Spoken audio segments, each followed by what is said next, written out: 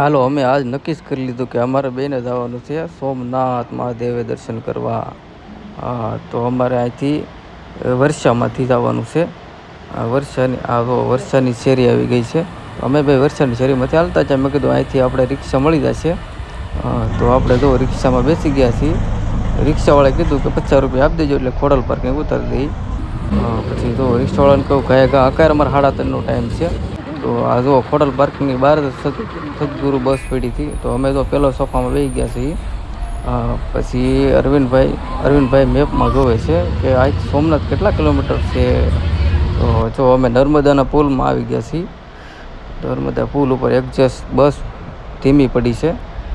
જોઈ શકો છો તમે મિત્રો નર્મદાનો પુલ. પછી અમને ગરમી થતી હતી બહુ, અને પછી ડ્રાઈવરે ચોથા ગિયરમાં પડી એટલે પછી પવન આવ્યો, પછી અમને બહુ મજા આવ્યો. અને વચમાં તો ગરમી થતી હતી. જુઓ તમે કેમ પણ જુઓ સવારમાં અમે પહોંચી ગયા છીએ સોમનાથ. તો હાલો મહાદેવના દર્શન કરી આવીએ. ફોન બોન જમા કરીને પછી દર્શન કરી આવીએ એમ. પછી અમે દરિયાકાંઠે આવી ગયા છીએ. તો તમે દરિયાને સામે કાંઠે જ તે હનુમાનજી મહારાજ બેઠા છે. તો આપણે હનુમાનજી મહારાજને દર્શન કરી લઈએ હાલો.